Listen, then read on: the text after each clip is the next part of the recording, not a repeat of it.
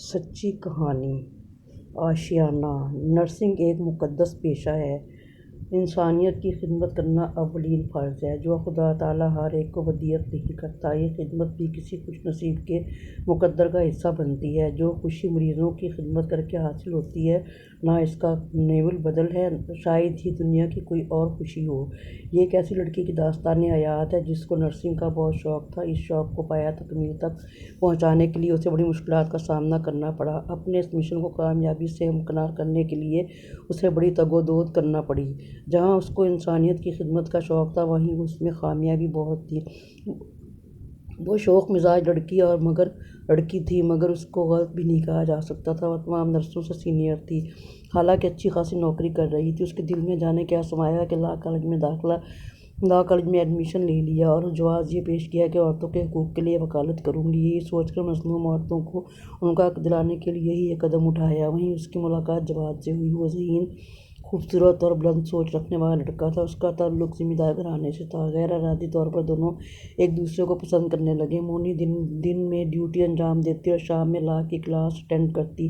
اچانک ہی گھر میں مونی کی شادی کی باتیں ہونے لگیں۔ اس سے رائے پوچھی گئی تو اس نے والدہ کو اپنی پسند سے آگاہ کر دیا۔ انہوں نے لڑکی کی پسند کو ترجیح دی۔ ان سے ایک غلطی سرزد ضرور ہوئی کہ لڑکے کے بارے میں چھان بین نہ کی اور حامی بھر دی۔ حالانکہ لڑکے نے کہا بھی میرے والدین نہیں مانیں گے، وہ میری شادی کی حمایت میں نہیں ہیں۔ شادی کرنے کے بعد ان کو یعنی والدین کو آگاہ کر دوں گا تو مان ہی جائیں گے۔ اگر آپ کو منظور ہے تو شادی کر دیں۔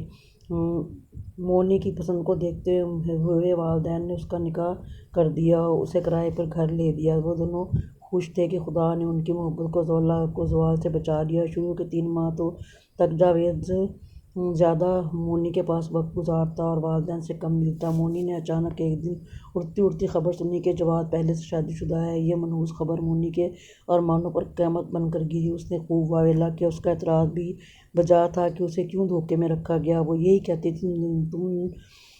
کہتی تھی کہ تم دو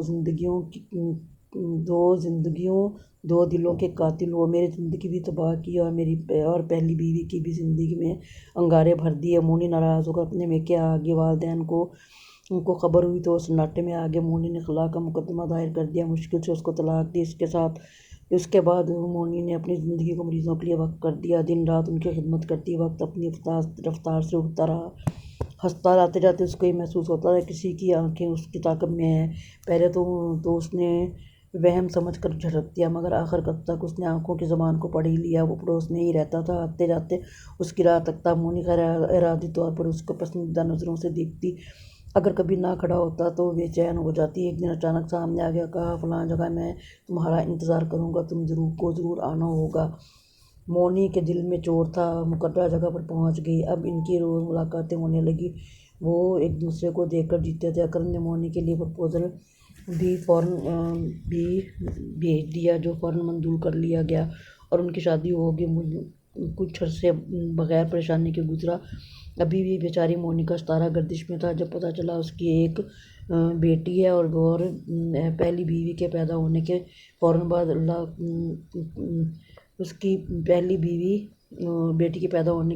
اللہ کو پیاری ہو گئی تھی۔ مونی کو اپنی تقدیر پر رونا تو بہت آیا، مگر مجبور تھی اور یہ سوچ کر چپ رہی کہ قسمت کے لکھے کو کون ٹال سکتا ہے۔ مجبوراً سمجھوتا کرنا پڑا۔ کچھ عرصہ بعد اس کی شارجہ سے کال آ گئی۔ کافی مدت پہلے شارجہ نوکری کے لیے درخواست دی تھی، اس کو جانا پڑا۔ جب اس کو چھٹی ملتی تو سوتیلی بیٹی اور شوہر کے لیے ضرور تحائف لے کر آتی۔